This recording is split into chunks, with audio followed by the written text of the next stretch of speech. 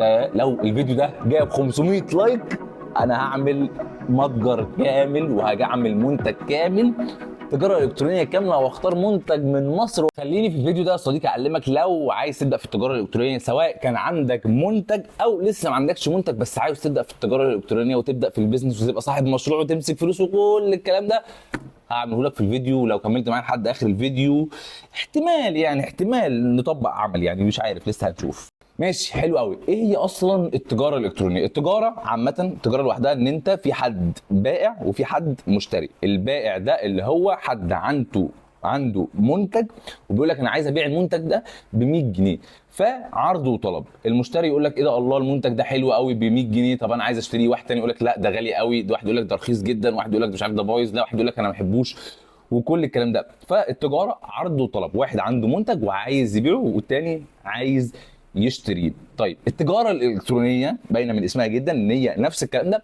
بس انت ما عندكش محل في المهندسين 50 متر وكل الكلام ده، لا حضرتك بتبيع على الموقع الالكتروني بتاعك او على البيج بتاعت الانستجرام او على الفيسبوك، سواء لو انت لسه مبتدئ يعني، وبتبيع لاي حد في العالم. تقدر تبيع لاي حد في العالم، واول ما بيطلب المنتج اللي بتوديه لشركه الشحن، وشركه الشحن بتروح توديه للعميل وانت تاخد فلوسك وهو ياخد فلوسه من غير اصلا ما تتقابلوا ولا تشوفوا بعض.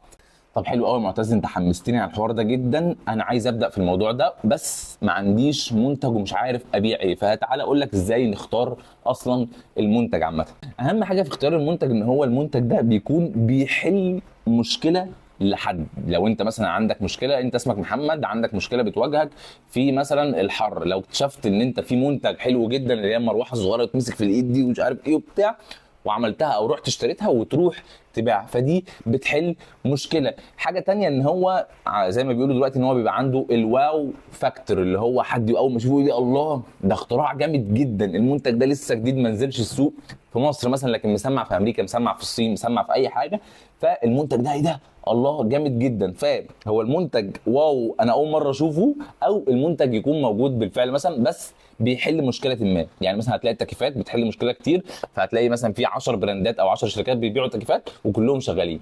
كمان بقى لو خلاص جد كده وعايز تتعمق في الموضوع، خش على امازون، خش على علي اكسبريس، خش على علي بابا، شوف ايه هي اصلا المنتجات اللي بتتباع دلوقتي، يقعد قلب فيها وشوف ايه ده الله. لو انت بقى هتبيع في مصر، شوف المنتج ده هينفع لمصر ولا لا. طيب لو هينفع مصر، هل هو اوريدي موجود في مصر بيتباع، اقدر اروح مثلا اشتريه من تاجر جمله، ولا هروح ساعتها بقى اروح استورده من بره واعمل كل التفاصيل دي؟ حلو قوي يا معتز، انا لقيت المنتج والدنيا تمام معايا. عايزك بعد كده تشوف هتبيع المنتج فين. في حاجات للمبتدئين، انا بقول عليها مبتدئين، ان هم الناس اللي بتبيع على الانستجرام وعلى الفيسبوك بس، ان هو حد يخش يقول لهم السلام عليكم انا عايز مقاس مش عارف كذا من ده، وخلاص على المسجات بتاعت الانستجرام وخلاص شكرا كده المندوب هيوصل لك يوم كذا. ده حاجه تقليديه جدا وكل الناس بتعمل كده. انا عايزك بعد اذن حضرتك تعمل ويب سايت، تعمل موقع او متجر الكتروني، وما تخافش الموضوع بسيط جدا ومش هيكلفك كتير خالص، مش محتاج تكون عارف برمجه ومش عارف كل الكلام ده بقى ايه، خلاص انساه. دلوقتي تقدر تعمل متجر الكتروني في اقل من ساعه، يبقى حاجه احترافيه جدا وتقدر تبيع عليه. وحلاوته ان انت هتقدر تشوف كم واحد دخل الموقع ده، وتقدر تشوف كم واحد دخل على صفحه المنتج ده، وتقدر تشوف كم واحد دخل على اللي هو خلاص ده اضف الى العرض او اد تو كارت وخلاص هيشتري بس ما اشتراش. كمان احلى حاجه فيه بقى اللي انا بحبها، ان الانستجرام في مثلا زبونه هتكون عايزه تشتري منتج الساعه 2 بالليل، هي قبل ما تنام كده يا لهوي اتحمست وعايزه هتشتري المنتج ده، فساعتها هتبعت رساله على الانستجرام او على الفيسبوك اللي هي الطريقه التقليديه اللي انت بتبيع بيها، وتقول لك مساء الخير انا عايز اشتري المنتج ده في منه مقاسات ومش عارف ايه وبتاع، فتضطر تستنى لحد 10 ساعات كمان ولا 8 ساعات كمان لحد ما حضرتك او حضرتك تصحي من النوم وتردي عليها تقولي لها اه موجوده. فساعتها البنت تصحى من النوم هي كمان تقول ايه ده، لا يا عم انا مش هشتريه خلاص انا غيرت رايي انا مش اصلا معيش فلوس كل الكلام ده. فميزه الموقع الالكتروني ان هو هيكون شغال معاك 24 ساعه في السبع ايام 365 يوم شغال، ما بيوقفش. اي حد يخش يقدر يطلب المنتج عليه ويدفع الفلوس على طول، والمنتج هيوصل له في خلال 3 4 ايام من غير ما توجع انت اصلا نفسك في حته ان هو ايه حد يخش يكلمك يقول لك هو ده بكام، طب اخره كام، اخره ايه يا عم احنا داخلين نفاصل.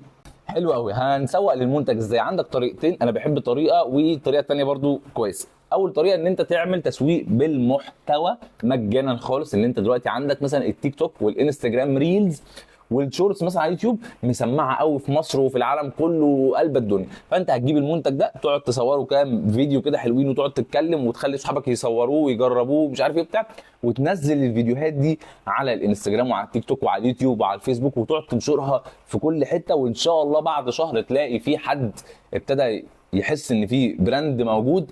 او الناحيه الثانيه لو انت سريع ومعاك فلوس وعايز تشوف، دي انا بحبها في حاجه ان انت، او هي الاعلانات، يعني بتكلم عن الاعلانات، ان انت جبت منتج واخترت منتج، وقبل ما عايز تعمل ويب سايت تدفع فلوس مثلا في الويب سايت، فهتقول ايه طب انا هجرب المنتج ده اصلا، حاجه اسمها الفاليديشن، بتجرب المنتج ده اصلا هيبيع والناس حباه ولا لا، فساعتها تبتدي تعمل عليه اعلانات مموله، تدفع مثلا 1000 2000 جنيه وتشوف المنتج ده هيجيب مع الناس ولا لا، ولو هيجيب ساعتها خلاص ايه، اي حد هيطلبه اقول له خلاص تمام ممكن يوصلك في خلال اسبوع، وتبتدي بقى تعمل الويب سايت بتاعك وتعمل بقى كل الحاجات اللي انت هتعملها، وبعد كده تسوق بالمحتوى.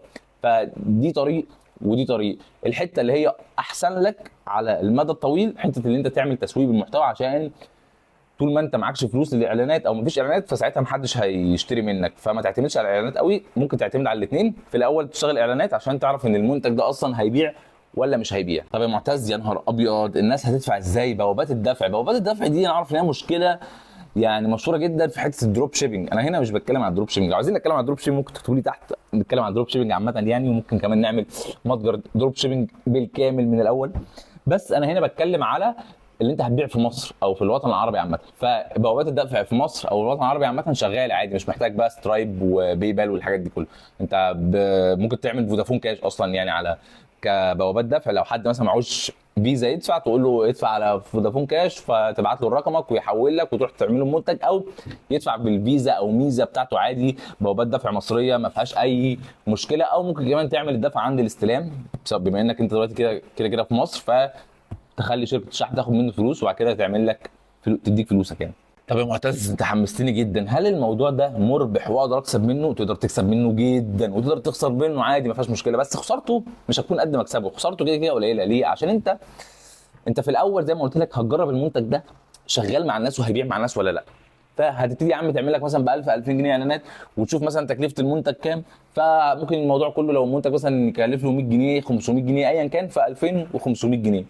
لكن مكسبه كتير بقى قوي. ليه؟ عشان انت هتبيع بقى مثلا 100 حته في اليوم ولا 100 قطعه في الشهر ولا 1000 قطعه في الشهر ايا كان، فمكسبه حلو قوي، يستاهل ان انت تاخد له الريسك اللي انا بشوفه ريسك قليل يعني المخاطره. فعشان كده انا قلت لك ان هو ريسك قليل ومكسبه حلو.